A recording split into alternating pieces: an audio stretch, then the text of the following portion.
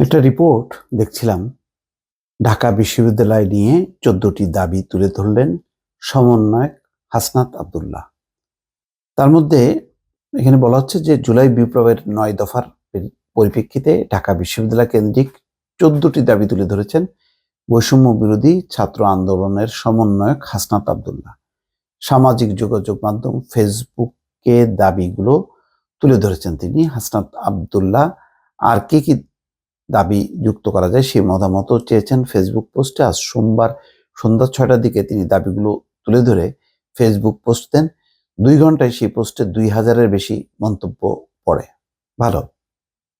আচ্ছা, হাসনাত আব্দুল্লাহর যে দাবিগুলো, সেই দাবিগুলো অনেকগুলো যৌক্তিক, কিন্তু কয়েকটা দাবি আবার খুব সাংঘর্ষিক।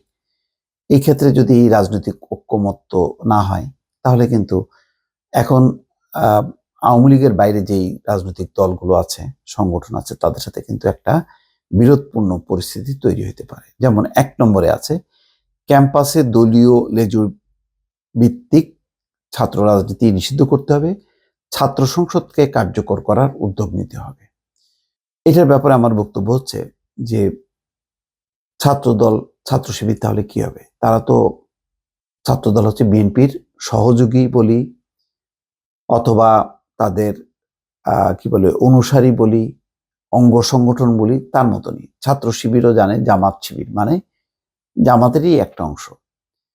সবগুলো রাজনৈতিক দলেরই কোনো না কোনো ছাত্র সংগঠন আছে। তাহলে এই ছাত্র সংগঠনগুলো ক্যাম্পাসে রাজনীতি করতে পারবে না? ক্যাম্পাসে রাজনীতি করা তো অধিকার। এখন বুয়েটের একটা বিশেষ পরিস্থিতিটাকে যদি মানে সারা বিশ্ববিদ্যালয় জুড়ে বা শিক্ষাঙ্গনে স্টাবলিশ করা হয়, তাহলে কি সেটা হবে? রাজনৈতিক দলগুলো তো তার এই ছাত্রদের মধ্য থেকেই রাজনীতি করতে করতে সেখান থেকে বের করে নিয়ে এসে সমৃদ্ধ হবে তার বড় যে রাজনৈতিক দল, ভাতৃপ্রতিম যে সংগঠন বলা হয় ছাত্র সংগঠনগুলোকে। সেখান থেকেই তো পরবর্তী পর্যায়ে তারা জাতীয় রাজনীতিতে যাতে যারা ছাত্র দল করেছে তারা যাতে বিএনপিতে আসতে পারে, ছাত্র শিবির যারা করতে পেরেছে তারা জামাত করতে পারে, সেভাবেই তো সবকিছু পরিকল্পনা করা হয়। এখন লেজুর ভিত্তিক বলতে কি বোঝা যায়, সেই ডেফিনিশনগুলো কি, সেটা পরিষ্কার হইতে হবে, নতুবা কিন্তু একটা নিজেদের মধ্যে একটা সংঘাত তৈরি হবে। এইটা একটা খুব গুরুত্বপূর্ণ পয়েন্ট। ছাত্রদের মধ্যে একটা আছে যে ছাত্র রাজনীতি চলবে না, অর্থাৎ দলগুলির ব্যাপারে এত বেশি বিতৃষ্ণা মানুষের, এইসব কারণে, অর্থাৎ আওয়ামী লীগ বিএনপির ছাত্র সংগঠনগুলো যাতে মানে ক্যাম্পাসে রাজনীতি না করে, ক্যাম্পাসে রাজনীতি করলেই ক্যাম্পাসের পরিবেশ খারাপ হবে, এরকম একটা প্রচলিত ধারণা থেকে একটা ছাত্র রাজনীতির বিরুদ্ধে একটা নেগেটিভ তাদের একটা মানসিকতা আছে। কিন্তু এটাও মনে রাখতে হবে, ছাত্রলীগেরই তো আবার মানে ঐতিহ্য ছিল। বাংলাদেশের মুক্তিযুদ্ধ স্বাধীনতার ব্যাপারে প্রথম স্বাধীনতার ইশতেহার পাঠ, পতাকা উত্তোলন ছাত্রলীগই করেছে, এটা সাধারণ ছাত্ররা কেউ করেনি। সুতরাং এখন খারাপ উদাহরণটাকে আমি যদি বন্ধ করে যদি ভালো রাজনীতির উন্মেষটাকে যদি বাধা দেই, সেটা কি ঠিক হবে কিনা? এটা একটা ঐক্যমত্য থাকা দরকার। জুলাই বিপ্লবের শিক্ষার্থীদের উপর হামলাকারী ছাত্রলীগ নেতা কর্মীদের চিহ্নিত করে বিশ্ববিদ্যালয়ের কে উদ্যোগ নিয়ে মামলা দায়ের করতে হবে। এটা খুবই স্পর্শকাতর। কিছু কিছু যারা আছে একেবারে খুব মারাত্মক ছিল, যারা হামলা করেছে, যারা দুষ্কৃতিকারী, ব্যবস্থা নেওয়া উচিত। কিন্তু সাধারণভাবে আবার এটা প্রয়োগ করলে মুশকিল হবে।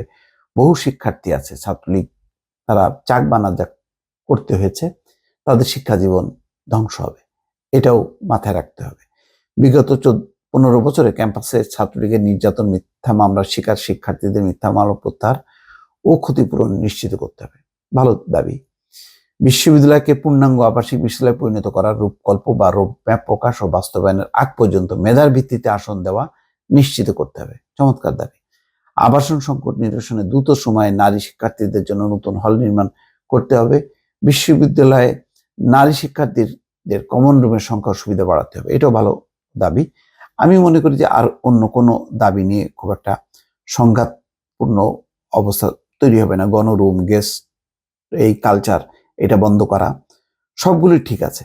কিন্তু ওই প্রথম যেই দাবিটা, যে ছাত্র রাজনীতি নিষিদ্ধ, ক্যাম্পাসে দলীয়, সেটা কিভাবে করলে কোন নীতিমালার আলোকে ভালো হয়, সেটার ব্যাপারে যেসব ছাত্র সংগঠন এখন আছে যারা এই স্বৈরাচারের পতনের ব্যাপারে আন্দোলন করেছে, ছাত্র দল তো কম করেনি, প্রচুর হতাহত হয়েছে, ছাত্র শিবির করেছে, তাদের সাথে বসে ঠিক করতে হবে।